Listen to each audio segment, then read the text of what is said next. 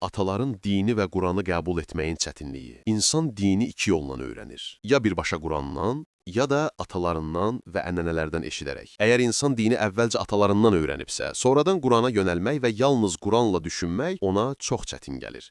Çünki onun zehnində artıq əvvəlcədən formalaşmış dini təsəvvürlər mövcuddur. 1. Atalarımız belə deyib düşüncəsi. Quranda bir çox qövmlər peyğəmbərlərə belə cavab veriblər. Onlara Allahın nazil etdiyinə tabe olun deyiləndə, onlar, xeyr, biz atalarımızın yolunu izləyirik, deyərlər. Bəs əgər ataları bir şey anlamayıb, doğru yolda deyildilərsə, necə? Əl-Bəqərə 170. Bu ayə göstərir ki, insanlar çox vaxt dinlərini düşünmədən, sadəcə mirasa çevrilmiş inanclarla yaşayırlar. Yəni, belə görmüşük, belə də olmalıdır prinsipi ilə hərəkət edirlər. 2. Quran fərqli düşünməyə çağırır. Quran insanı öz ağlı ilə düşünməyə, haqqı batildən ayırmağa çağırır.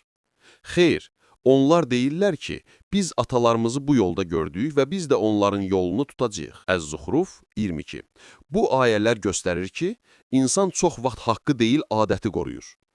Halbuki Quran hər bir insanı öz düşüncəsi ilə həqiqəti tapmağa səsləyir. 3. Niyə eyni Quranı oxuyanlar fərqli düşünürlər? Bəzi insanlar dini əvvəlcə rəvayətlərdən sonra Qurandan öyrənirlər. Belə olduqda, onlar Quran ayələrini də əvvəl eşitdikləri fikirlərə uyğun yozurlar. Onların çoxu zənnə uyur. Yunus 36. Yəni, onlar Quranı öz fikirlərinə uyğunlaşdırır. Əslində isə öz fikirlərini Qurana uyğunlaşdırmalıydılar. Buna görə də eyni kitabı oxuyan iki nəfər bəzən tam fərqli nəticələrə gəlir. 4. Qurana birbaşa keçid niyə çətindir? Əgər insan uzun illər atalarından eşitdiyi dini anlayışlarla yaşayıbsa, Quranı oxuyanda çox vaxt əvvəlki fikirlərlə toqquşur. Bu toqquşma psixoloji müqavimət yaradır. İnsan içində bir narahatlıq hiss edir. Beləcə, əvvəlcədən formalaşmış inanclar həqiqətin görünməsinə mane olur.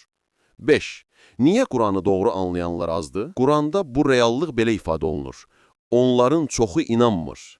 Əl-Bəqərə 100. Çünki insanların çoxu dini miras kimi qəbul edir, düşüncə kimi yox. Halbuki Quran istəyir ki, insan kim dedi, yox, Allah nə dedi sualını versin. Nəticə, eyni Quranı oxuyan insanlar arasında fərq ona görə yaranır ki, biri dini atalarından eşidib, digəri isə birbaşa Qurandan öyrənib. Atalardan gələn din, vərdiş və adət dinidir. Quranın öyrətdiyi din isə düşüncə və məsuliyyət dinidir. Quranı doğru anlamaq o zaman mümkündür ki, insan əvvəlcə öyrəndiklərinə deyil, Allahın sözünə birbaşa yönəlib onun üzərində dəril düşünür.